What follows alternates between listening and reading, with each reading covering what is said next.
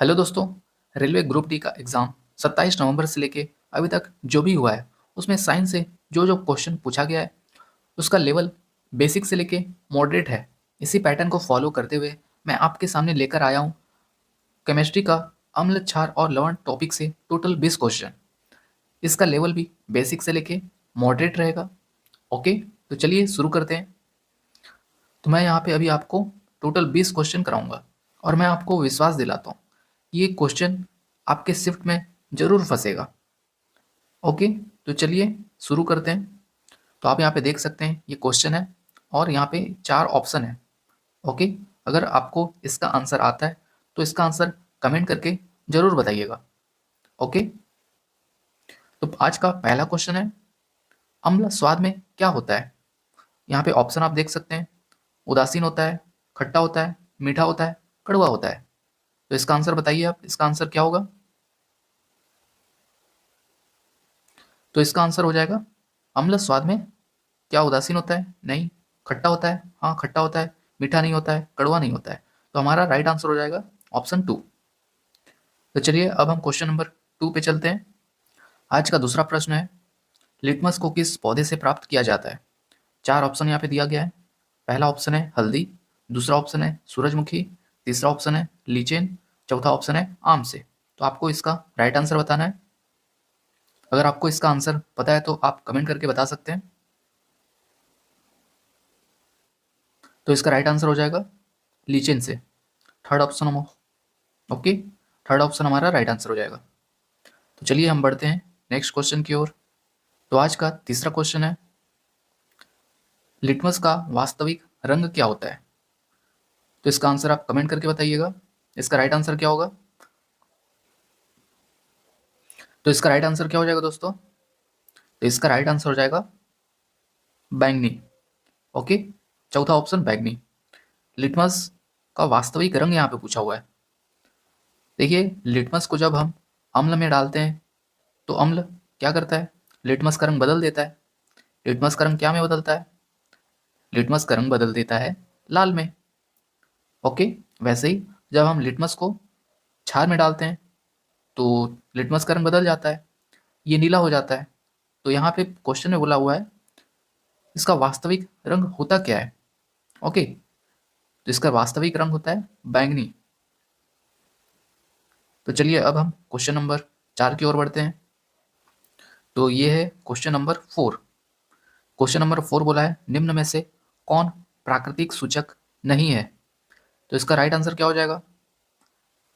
यहाँ पे 4 ऑप्शन दिया हुआ है, हल्दी, मैथिल ऑरेंज, लाल पत्ता गोभी, हाइड्रेंजिया। तो आप बताइए इसका राइट आंसर क्या होगा। तो दोस्तों इसका राइट आंसर हो जाएगा मैथिल ऑरेंज। बाकी सब क्या है, बाकी सब प्राकृतिक सूचक है और मैथिल ऑरेंज प्राकृतिक सूचक नहीं है। ओके, तो हमारा क्वेश्चन नंबर 4 का राइट आंसर हो जाएगा मैथिल ऑरेंज। तो चलिए अब हम क्वेश्चन नंबर 5 की ओर बढ़ते हैं। क्वेश्चन नंबर 5 क्या है,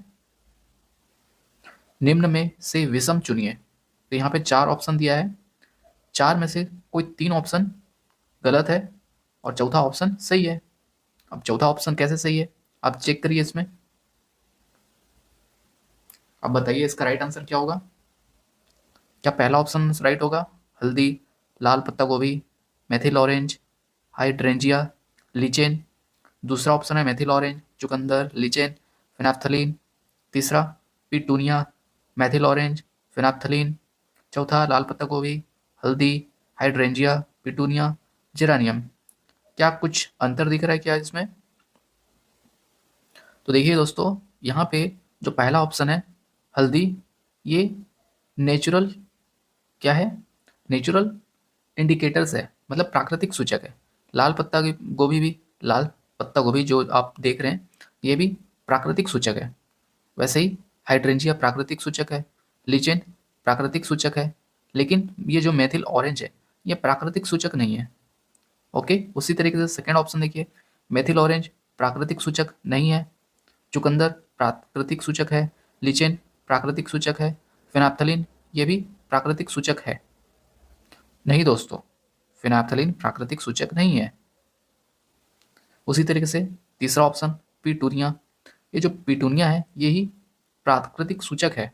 मेथिल ऑरेंज प्राकृतिक सूचक नहीं है, फिनाप्थलीन भी प्राकृतिक सूचक नहीं है, मतलब ये सूचक नहीं है। फोर्थ ऑप्शन देखिए, लाल पत्ता गोभी, ये प्राकृतिक सूचक है। हल्दी, ये भी प्राकृतिक सूचक है।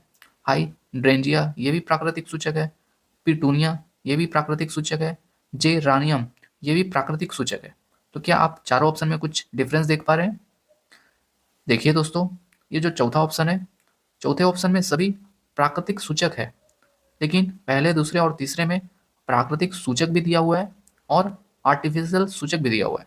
मतलब ये जो तीन ऑप्शन है, पहला, दूसरा, तीसरा, ये तीनों ऑप्शन में आर्टिफिशियल और नेचुरल इंडिकेटर्स, मतलब प्राकृतिक और संश्लेषित सूचक का मिक्सअप है। लेकिन जो चौथा ऑप्शन है, चौथे ऑप्शन में सभी प्राकृतिक सूचक है। तो हमारा राइट आंसर हो जाएगा चौथा ऑप्शन। तो दोस्तों, रेलवे में जो भी अभी पूछा जा रहा है इसी पैटर्न में फॉलो हो रहा है दोस्तों। तो चलिए अब हम नेक्स्ट क्वेश्चन की ओर बढ़ते हैं। तो ये है हमारा छठवां क्वेश्चन। क्वेश्चन में बोला है वैनिला, प्याज, लौंग के तेल को किस सूचक की तरह उपयोग किया जाता है। तो यहाँ पे 4 ऑप्शन दिया हुआ है, तो आपको बताना इसका राइट आंसर क्या होगा। क्वेश्चन को एक बार और मैं पढ़ के बता देता हूँ। वैनिला, प्याज एवं लौंग को तेल को किस सूचक की तरह उपयोग किया जाता है। ओके, यहाँ पे दोस्तों थोड़ा सा स्पेलिंग, सूचक। तो यहाँ पे जो पहला ऑप्शन है, क्या ये संश्लेषित सूचक की तरह कार्य किया जाता है, क्या ये उदासीन सूचक की तरह कार्य किया जाता है, क्या ये गंधीय सूचक की तरह कार्य किया जाता है, मतलब इस्तेमाल किया जाता है, क्या ये प्राकृतिक सूचक की तरह उपयोग किया जाता है। तो इसका राइट आंसर क्या हो जाएगा। तो इसका राइट आंसर हो जाएगा तीसरा ऑप्शन। ओके दोस्तों, गंधीय सूचक की तरह ये सभी जो आप देख रहे हैं, वैनिला, प्याज एवं लौंग के तेल को हम यूज़ करते हैं। मतलब जब वैनिला, प्याज और लौंग को एसिड में या क्षार में डालेंगे तो हमें गंध से पता चलेगा, ओके, कि वो अम्ल है या क्षार है। ओके, बाकी जो ये संश्लेषित सूचक है, उदासीन सूचक तो कुछ होता ही नहीं है। प्राकृतिक सूचक जो है ये सभी का हम कलर देख के पता कर सकते हैं, बट ये जो ओल्फैक्टरी सूचक जो तीसरा ऑप्शन है, इसको हम सूंघ के पता कर सकते हैं, इसलिए इसका नाम है गंधीय सूचक। तो चलिए दोस्तों, अब हम क्वेश्चन नंबर 7 की ओर बढ़ते हैं। तो दोस्तों ये है सातवां क्वेश्चन। सातवां क्वेश्चन क्या है, जब अम्ल के साथ धातु की अभिक्रिया होती है तब क्या बनता है। यहाँ पे 4 ऑप्शन दिया हुआ है, हाइड्रोजन, लवण व हाइड्रोजन, लवण या कुछ नहीं। तो इसमें से 4 ऑप्शन में से आप बताइए राइट आंसर क्या होगा।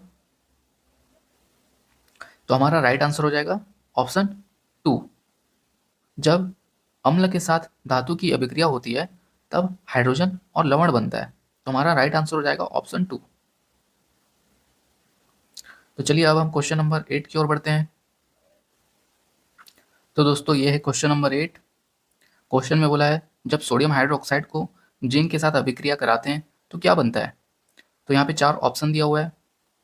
पहला ऑप्शन है पानी व सोडियम जिंकेट, लवण व हाइड्रोजन, सोडियम जिंकेट व हाइड्रोजन, सोडियम क्लोराइड व हाइड्रोजन। तो ये चारों ऑप्शन में से कौन सा राइट आंसर होगा दोस्तों, आप जरूर कमेंट करके बताइएगा।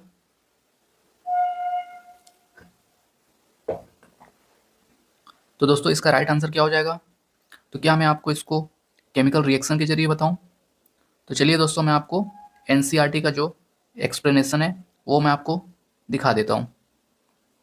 तो दोस्तों ये आप देख सकते हैं, ये एनसीईआरटी का एक्सप्लेनेशन है। यहाँ पे सोडियम हाइड्रोक्साइड को जिंक के साथ रिएक्ट करवाते हैं तो ये बनता है सोडियम जिंकेट और हाइड्रोजन गैस।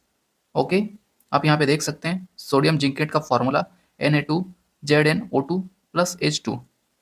तो ओके दोस्तों, तो हमारा राइट आंसर क्या हो जाएगा, सोडियम जिंकेट और हाइड्रोजन। तो दोस्तों हमारा राइट आंसर क्या हो जाएगा क्वेश्चन 8 का, सोडियम जिंकेट व हाइड्रोजन। ओके दोस्तों, ऑप्शन 3। तो चलिए अब हम क्वेश्चन नंबर 9 चलते हैं। तो ये है क्वेश्चन नंबर 9। क्वेश्चन नंबर 9 क्या बोला है, अम्ल धातु कार्बोनेट तथा हाइड्रोजन कार्बोनेट के साथ अभिक्रिया करके निम्न में से क्या बनाता है। तो यहाँ पे 4 ऑप्शन दिया हुआ है, तो आप बताइए इसमें से क्या बनता है। तो दोस्तों इसका राइट आंसर क्या हो जाएगा, इसका राइट आंसर हो जाएगा लवण, पानी, कार्बन डाइऑक्साइड। ओके दोस्तों, तो ये तीनों बनता है। कब बनता है? जब अम्ल का रिएक्शन होता है धातु कार्बोनेट और हाइड्रोजन कार्बोनेट के साथ, तो ये तीनों बनता है। तो हमारा राइट आंसर हो जाएगा ऑप्शन 3। अब हम क्वेश्चन नंबर 10 की ओर बढ़ते हैं। क्वेश्चन नंबर 10 बोला है अम्ल एवं क्षार की अभिक्रिया के परिणाम स्वरूप क्या बनता है और यह कैसी अभिक्रिया है? तो इसका राइट आंसर बताइएगा। तो इसका राइट आंसर हो जाएगा, देखिए दोस्तों, जब अम्ल और क्षार की अभिक्रिया होता है तब लवण बनता है और साथ में क्या बनता है? पानी बनता है। लेकिन आप ये भी ध्यान दीजिएगा दोस्तों, जब अम्ल और क्षार की अभिक्रिया होती है तो इसको हम बोलते हैं उदासीनीकरण अभिक्रिया। ओके दोस्तों, तो हमारा राइट आंसर हो जाएगा लवण व पानी। ओके, मतलब जब अम्ल और क्षार की अभिक्रिया होती है तो लवण और पानी बनता है और इस अभिक्रिया को हम बोलते हैं उदासीनीकरण अभिक्रिया। तो हमारा राइट आंसर हो जाएगा ऑप्शन 2। तो चलिए अब हम क्वेश्चन नंबर 11 की ओर बढ़ते हैं। क्वेश्चन नंबर 11 क्या है? निम्नलिखित में से कौन सा कैल्शियम कार्बोनेट का रूप है? ऑप्शन 1 खड़िया, जिसको हम चूना भी बोलते हैं, चौक। दूसरा चूना पत्थर। तीसरा संगमरमर। चौथा उपर्युक्त में से सभी। तो बताइए इसका राइट आंसर क्या होगा? तो इसका राइट आंसर हो जाएगा उपर्युक्त में से सभी। तो ये जो आप देख रहे हैं खड़िया, चूना पत्थर और संगमरमर, ये सभी कैल्शियम कार्बोनेट का रूप है। ओके, तो चलिए अब हम क्वेश्चन नंबर 12 की ओर बढ़ते हैं। क्वेश्चन नंबर 12 क्या दिया हुआ है? अम्ल के साथ धात्विक ऑक्साइड की अभिक्रिया के परिणाम स्वरूप निम्नलिखित में से लवण के साथ क्या बनता है? ओके, तो मतलब क्वेश्चन में बोला है जो अम्ल के साथ धात्विक ऑक्साइड की अभिक्रिया के परिणाम स्वरूप निम्नलिखित में से लवण के साथ क्या बनता है? तो इसका राइट आंसर बताइएगा। तो देखिए दोस्तों, इसका राइट आंसर हो जाएगा ऑप्शन 3। जब भी अम्ल धात्विक ऑक्साइड्स के साथ अभिक्रिया करते हैं तो ये लवण बनाते हैं और साथ में पानी बनाते हैं। ओके दोस्तों, पानी बनाते हैं। तो हमारा राइट आंसर हो जाएगा ऑप्शन 3। अब क्वेश्चन नंबर 13 की ओर बढ़ते हैं। क्वेश्चन 13 बोला है अधात्विक ऑक्साइड की प्रकृति कैसी होती है? तो इसका राइट आंसर बताइएगा।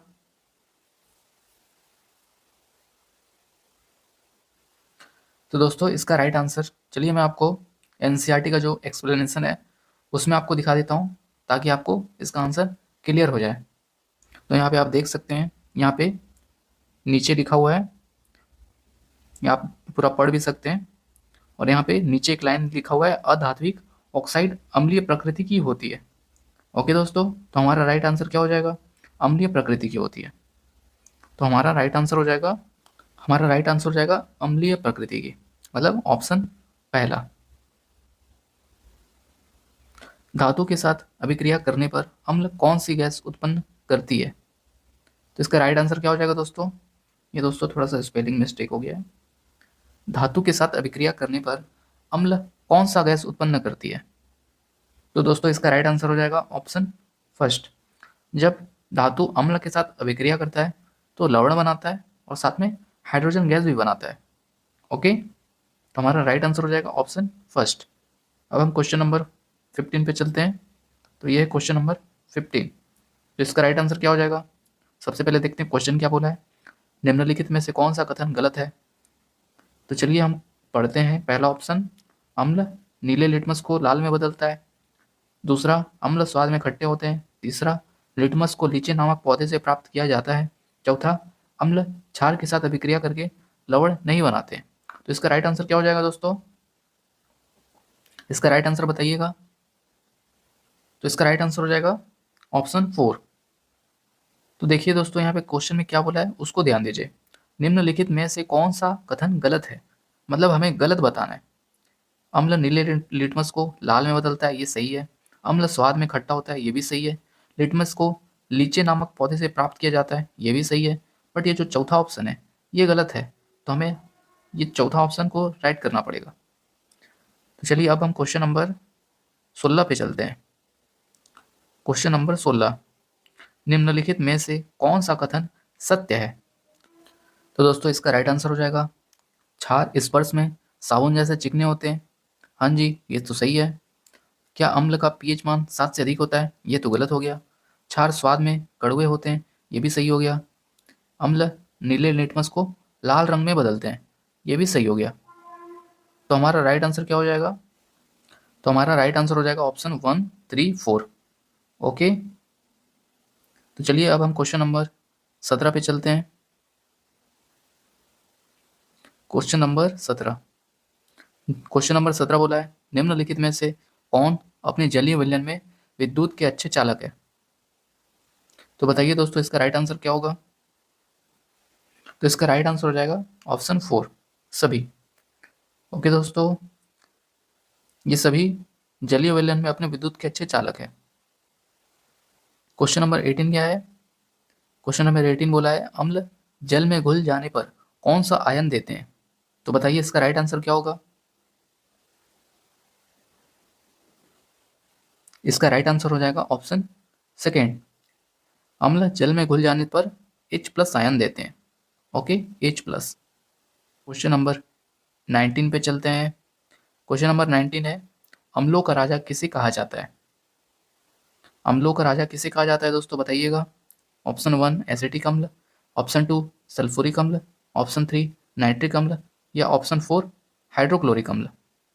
इसका राइट आंसर क्या हो जाएगा? इसका राइट आंसर हो जाएगा ऑप्शन 2 सल्फ्यूरिक अम्ल। सल्फ्यूरिक अम्ल का फॉर्मूला क्या होता है? H2SO4। H2SO4। ओके, ये हमारा अम्लों का राजा का फॉर्मूला है, H2SO4। अब हम क्वेश्चन नंबर 20 पे चलते हैं। यह है आज का लास्ट क्वेश्चन। निम्नलिखित में से कौन सा अम्ल नहीं है? तो ये पहला ऑप्शन है एसिटिक अम्ल, दूसरा सल्फ्यूरिक अम्ल, तीसरा सोडियम क्लोराइड, चौथा हाइड्रोक्लोरिक अम्ल। तो इसका राइट आंसर क्या हो जाएगा? इसका राइट आंसर आप कमेंट करके बताइएगा। ओके, इसका राइट आंसर आप कमेंट करके बताइएगा, और आप ये भी बता सकते हैं कि आपका 20 में से कितना सही रहा। ओके, तो दोस्तों ये पार्ट 1 था। इसका मैं पार्ट 2 भी लेकर आऊँगा। पार्ट 2 में ये जो भी क्वेश्चन बचे हुए हैं, जैसे फलों में कौन कौन से अम्ल होते हैं, ओके, या फिर पीएच वैल्यू के बारे में, ये सभी मैं पार्ट 2 में आपको बताऊंगा। तो दोस्तों ये क्वेश्चन, ये जो 20 क्वेश्चन आज हम किए हैं, अगर आपको ये समझ में आया है तो इस वीडियो को लाइक करके शेयर ज़रूर करिएगा। ओके दोस्तों, तो चलिए फिर मिलते हैं अगले वीडियो में। Thank you.